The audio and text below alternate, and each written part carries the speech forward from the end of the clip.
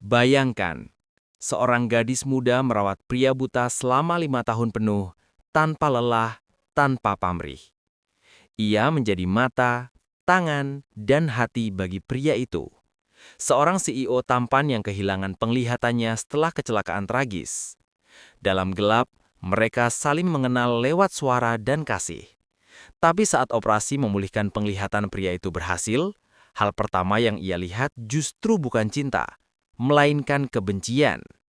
Ia tak mengenali gadis yang selama ini merawatnya, bahkan menghinanya di depan semua orang. 5 tahun pengorbanan, hilang dalam sekejap cahaya. Inilah kisah haru yang menyentuh hati. Gadis yang merawat CEO buta selama 5 tahun, tapi saat sembuh, ia tak mengenalinya.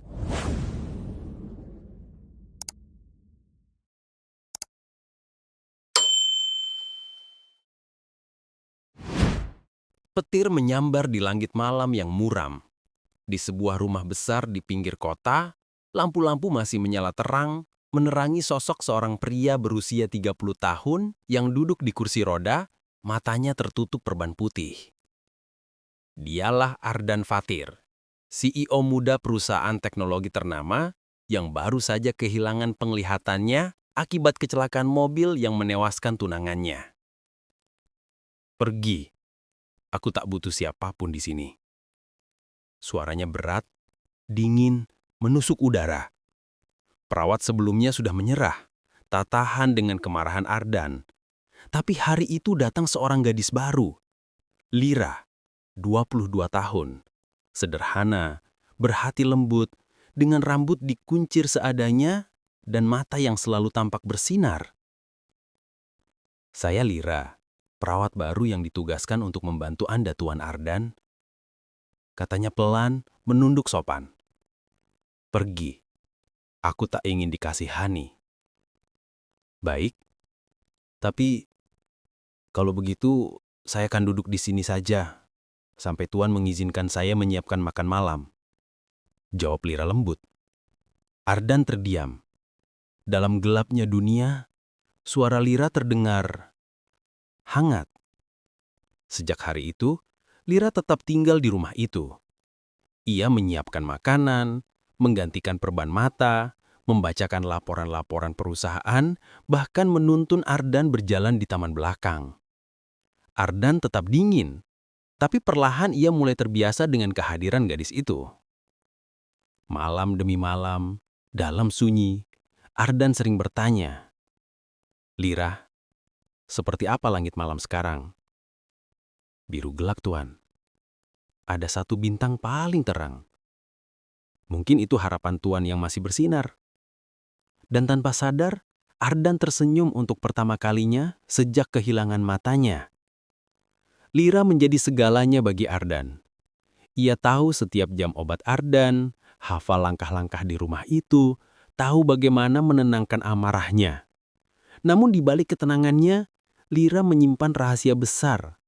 Ia sebenarnya bukan perawat sungguhan. Ia hanyalah sukarelawan rumah sakit yang dulu menolong Ardan saat kecelakaan.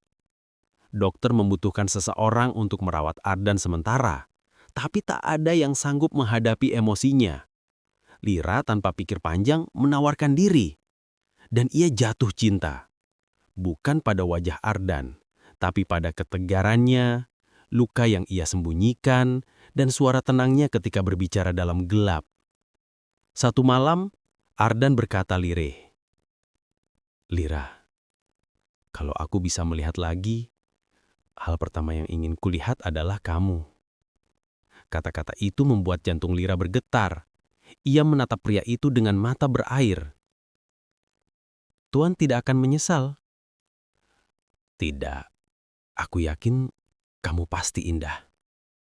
Dalam gelap, hanya hati mereka yang saling menatap. Waktu berlalu, 5 tahun berlalu seperti mimpi panjang. Ardan kini lebih tenang, lebih damai. Ia mulai membuka diri, meski masih tak pernah melihat dunia lagi. Tapi tiba-tiba, dokter membawa kabar yang menggetarkan hati. Ada operasi baru yang bisa memulihkan penglihatannya. Ardan menolak di awal. Ia takut. Bagaimana jika aku tidak mengenali dunia ini lagi, Lira? Lira tersenyum, menahan air mata. Kalaupun Tuan tidak mengenalinya, saya akan tetap ada di sini. Saya akan bantu Tuan belajar melihat lagi. Dan operasi pun dilakukan. Beberapa jam kemudian, Ardan membuka mata. Cahaya pertama kali menembus retina matanya setelah 5 tahun gelap.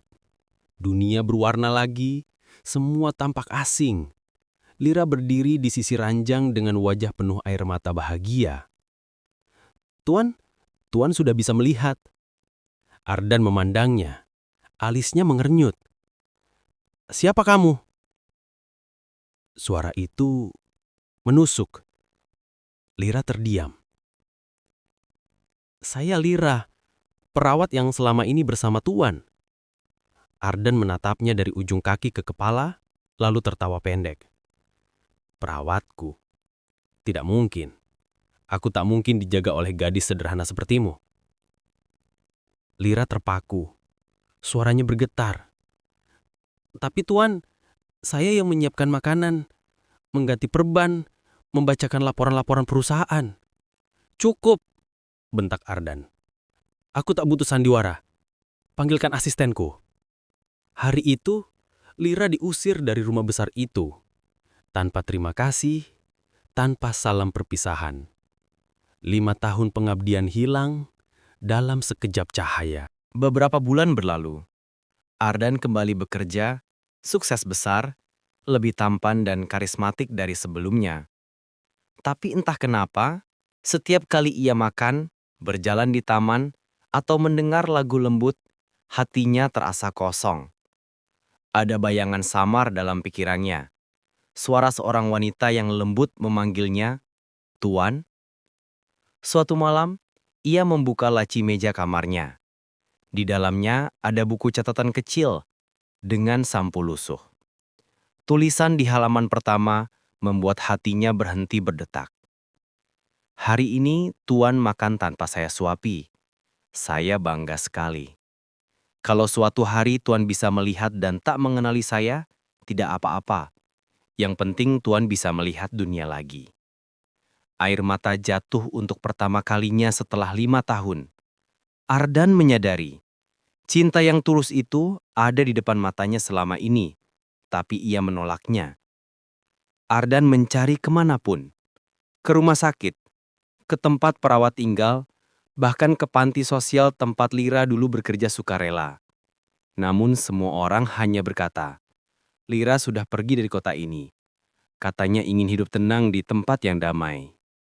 Hingga suatu sore, Ardan datang ke sebuah panti asuhan kecil di pinggir desa. Ia mendengar tawa anak-anak dan suara lembut seorang wanita yang membacakan cerita.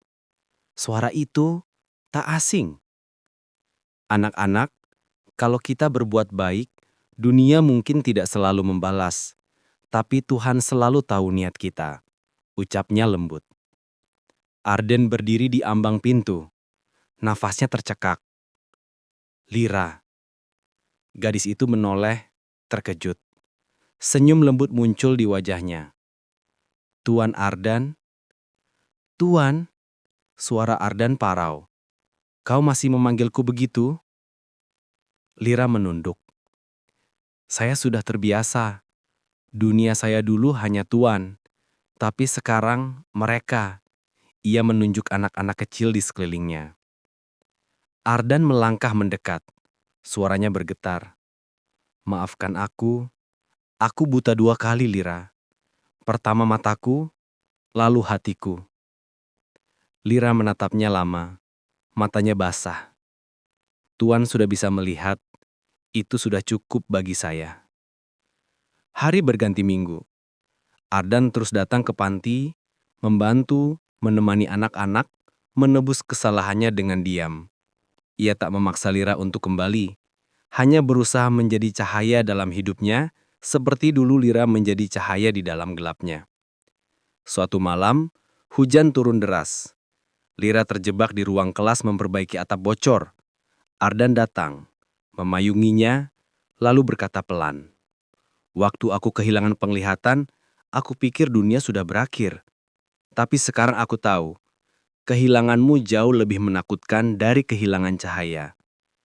Lira menatapnya dengan air mata yang jatuh tanpa bisa ditahan. Tuan, panggil aku Ardan. Karena mulai malam ini, aku bukan lagi majikanmu. Aku hanya pria yang ingin menatap dunia bersamamu. Lira menutup wajahnya sambil menangis. Dan untuk pertama kalinya dalam 6 tahun, ia membiarkan dirinya dipeluk oleh orang yang dulu ia rawat. Hujan turun lembut, seperti menutup kisah luka lama. Beberapa bulan kemudian, panti itu direnovasi. Di pintu masuknya, tergantung plakat bertuliskan Panti Cahaya Lira, didedikasikan untuk mereka yang mencintai tanpa pamrih. Ardan dan Lira berdiri berdampingan, tersenyum pada anak-anak yang berlari bermain di halaman. Cahaya sore menyinari wajah mereka, bukan lagi cahaya yang menyilaukan, tapi hangat. Seperti cinta yang tak pernah padam bahkan setelah 5 tahun dalam gelap. Kadang Tuhan menutup mata kita agar kita belajar melihat dengan hati. Dan ketika cahaya kembali, yang paling menyilaukan bukan dunia, tapi cinta yang setia menanti di dalam gelap.